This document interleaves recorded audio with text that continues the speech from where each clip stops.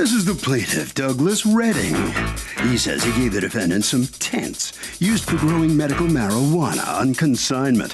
The guy sold them and hasn't paid up. The defendant claims the money he made on the sale was stolen out of his shop during a break-in. Yeah, so what? It's not his problem. He wants his money and is suing for the $2,314 he's owed.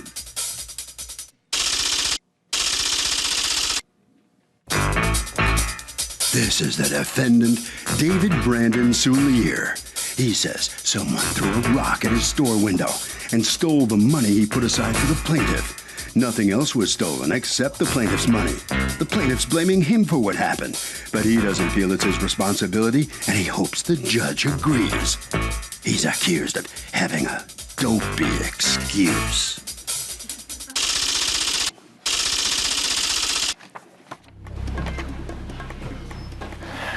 Litigants have been sworn, Your Honor. Thank you, Douglas. Okay.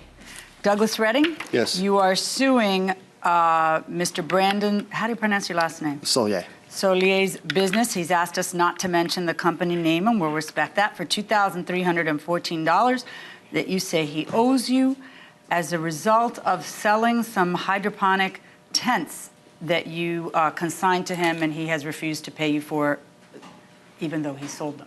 Tell me what happened here. Your Honor, I brought 4 Secret Garden grow tents, brand new. What are grow tents? A grow tent is essentially a portable grow room that is an ideal growing environment for indoor growing and designed to protect the inside of a house or other structure. To grow what? You can grow any plant. What were yours designed to grow? Just spit it out already. They were... Let's get past that part.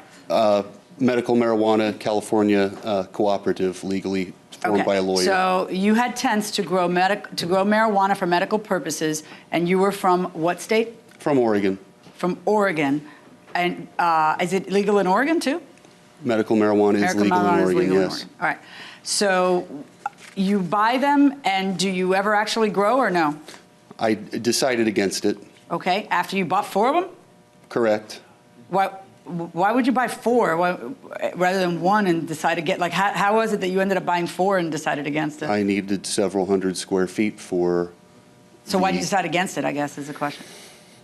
Well, 1, it's illegal by federal law, but that was not really the real reason. The real reason... That's always everywhere, even in California and Oregon and anywhere else that the feds call They tend to leave it alone in California. The main reason was I had the opportunity to work on another business venture that was 100% legal. That I thought was more. So how did you learn about the defendant? I had no luck selling the tents myself, and in the Portland, Oregon metro area, I assumed I would have more luck. Okay, so you decide to consign the items to him? Correct. How many of them did you consign? All 4. Okay, and what happens? Over the course of several months, they didn't sell, but I kept in touch with the store manager and decided to leave them there. I'm sorry, did you write up any paperwork for the consignment? I have a receipt showing I dropped them off. May I see that? Yes. Is there any paperwork regarding the consignment?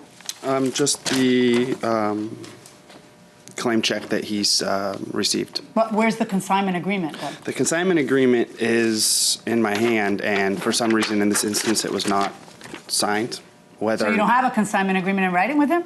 Not with him in this instance. Just with other clients, just not the one that ends up on people's court? Yes, exactly. Why? Oversight? Oversight, yes. Okay. Let me see what your consignment contract normally says. Has he ever consigned with you before? No, ma'am. Oh, that's unfortunate. All right, so go ahead. So is this a place that just deals with these kinds of tents, or is this a place that deals with all kinds of different stuff? Anything for indoor growing. Anything for, but it's all dedicated to growing marijuana, correct? Incorrect. Incorrect. Tell me what your business specializes in. I specialize in selling indoor and outdoor horticulture equipment. Okay, I don't ask the people. All kinds of plants. Exactly. All right, so now, what date do you leave it there? I guess this is it. March 31st. 3/31/11. All right, and at some point, you find out it's sold, correct? Correct. What day do you find out it's sold? September the 23rd. And well, I was given an offer. I accepted the offer on September the 23rd. Okay, because the deal was that they would talk to you first? Correct, if they received offers. All right, so you receive an offer to buy all four of them? To buy the two largest ones. The two largest ones for how much? $2,000. All right, and then what happens? On September the 29th, the store manager called me and let me know that the store had been broken into and the money had been stolen. Okay, and? And that I would need to speak to David the following week to find out what happened from there, which I did. And we spoke on the phone at length and just couldn't agree whether... Wait, so he says because he had a break-in, he's not going to pay you something that he's supposed to pay you? Essentially. And that's why we're here? Correct. Okay, what's going on?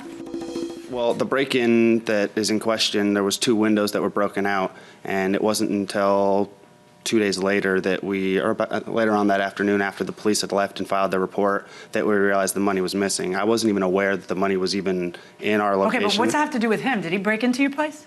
I don't know. You might ask him that. Well, I'm not even going to waste my breath on that. I'm going to ask you, do you have any evidence that he broke into your place? What would the break-in have to do with him? Why would that mean that you don't have to pay a debt that you owe? Because it says clear as day on the bottom of the claim check that he took that I'm not responsible for lost or stolen items. Yeah, but you think that means money that you owe him after a sale? That's why we're here. Oh, I'm sure that's why we're here, but I'm asking you, you think that means that money that you owe him after a sale you don't have to pay, you just have to say it's stolen and that's it? My opinion on the situation and the advice I was given by the powers to be, my lawyer, my accountant, are totally What'd your lawyer say things. to you? Your accountant doesn't give legal advice. Well, he may, but he shouldn't. Well, it was What'd your lawyer say? I'm curious. Originally, it was an insurance issue, whether or not if I claimed that the money was stolen, whether or not it would be recouped. Right. And so that was one issue. The second issue. And what happened to that issue? We never followed through because we didn't claim that the money was stolen. So. But what do you mean you didn't claim the money was stolen? You're claiming to me the money was stolen. We didn't know it was stolen at the time, so we could have called the police back and told them that the money was stolen, and an investigation would have ensued, and which would have been fine. Okay, stop. Am I to understand that when the original police report was filed, you never mentioned $2,000 is missing? I didn't know the $2,000 was even in the building. Is that correct? Yes or no? Yes. So hand me the police report. Thank you. Is that what you wanted? Yep. You asked about what my lawyer said. I could elaborate on that. Just a second. Yes, ma'am. Nothing was taken from inside the store. 2 large front windows were smashed out. He initially thought someone had broken in.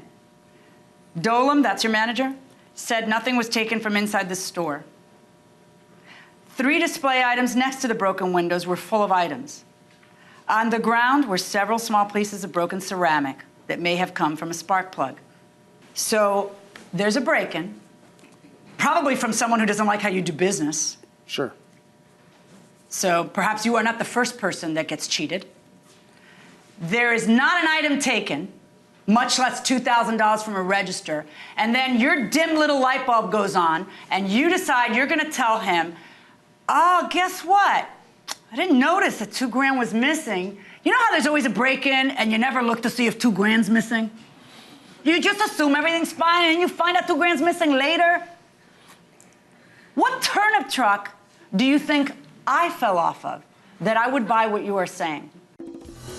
Okay, should marijuana be legal? What do you think? Oh, I think... God, I've never heard a crowd so like, yes! Yes, but in the whole United States, not only one state. Then it should be all or nothing. Yeah. Okay, interesting. What do you think? Sure. Oh, well, I mean, I need somebody with conviction one way or the other. What do you think? Well, I think no, because there are the various harmful effects. Research has proven that it is harmful, so I think... It's harmful. Okay, fair enough. Who's the tiebreaker? Who's it? Okay. Well, I beg to differ. There are a lot of doctors who assess that marijuana is pretty healthy. Yeah, but they're all high. Going inside the courtroom. Someone vandalized you, you are an opportunist and a thief, and you decide to say that the $2,000 was stolen in the theft when it wasn't. You never called the police to amend the report to say that because you're afraid of somebody investigating the veracity of such a statement, so you just save it for me at People's Court and this sucker over here. That's what you do.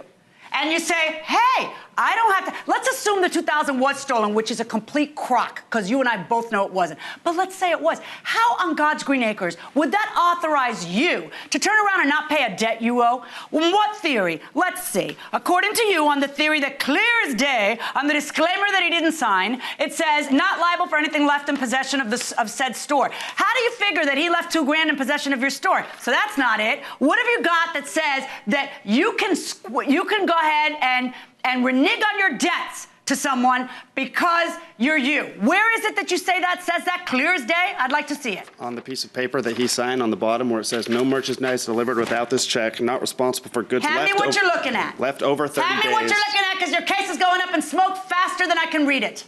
I don't have a case. Not responsible for goods left over 30 days, nor for loss by fire or theft. That's of the goods, my friend. That's of the goods. You sold the goods, you have $2,000 in your possession, and you just want to cheat somebody, and you figure that everybody who you do business with, you can cheat. I'm not going to let you get away with that. That's absurd. Where are the other 2 tenths? That's kind of a Where are the other 2 tenths? jump. I came and got them. Of course. That's absurd. Your position is absurd. You say, and your answer to the complaint, you say, oh, it's the same. My lawyer said it's the same as somebody leaves their wallet in my store, and I'm not responsible if somebody else steals it. How do you figure? Somebody accidentally leaves his wallet in your store and somebody else steals it. You have nothing to do with that transaction. This is you selling something and refusing to pay it, claiming it was stolen in a burglary that the police report doesn't say it was stolen in. So I offer a courtesy to a customer, clear as day, stating that if something happens to the items, I'm not responsible for it. Nothing happened to the items. You sold them. You took cash and you didn't guard your cash. At best. At worst, you're just a stinking liar and the cash was never stolen. According to the police report, the cash was never stolen. What part of this are you not understanding? So I paid $1,500 to fix my windows to steal $2,000. It makes no sense. What part of this do you not understand? Your tone and your attitude is what I don't understand. You stole the guy's money. You know what? Put this in your pipe and smoke it. $2,000 verdict for the plaintiff. The rest of what you're suing for are not compensable expenses. Plus your court costs, plus prejudgment interest. Ridiculous. All right, let's give the defendant a chance to speak for himself out here in the hallway. I don't feel I got a chance to present my case, and there's not a whole lot I can say about that. Mm-hmm. Well, it wasn't his tents that were stolen in the robbery. Correct. Mm-hmm. It was your money. The store was in possession of the money at the time when it was stolen, correct. Yeah, yeah, so that's it for the disclaimer, then. You understand that? Yes. Okay. All right, head right around the corner there. There you go, sir. Jose, All right, come on in here. Just Tell us what you think of the outcome here. Step right up a little bit. Come on. I'm pleased with the verdict. Yeah. Mm-hmm. What do you think of this young man that you did business with? David is actually a good guy, and he has a nice store. It was just, I mean, we've always been entirely civil with each other. We just disagreed on whether he was liable or not, and I don't think for a second that he had anything to do with the break-in or the theft himself. You don't think he stole the money? No, I suspect that we both know who did, but we can't prove it, and so we didn't bring it up. You're not in the marijuana business anymore? I never was in the marijuana business. You never got into it? Never got into it. Right. You went into some other business instead? I did. Right. Okay, over to Harvey. Okay, you know, just a general note. If you owe money to somebody, I will just tell you, most of the excuses you have as to why you shouldn't pay that person back are not going to fly. And that will do it for this case. Litigants, for the next case on the way into the courtroom right now.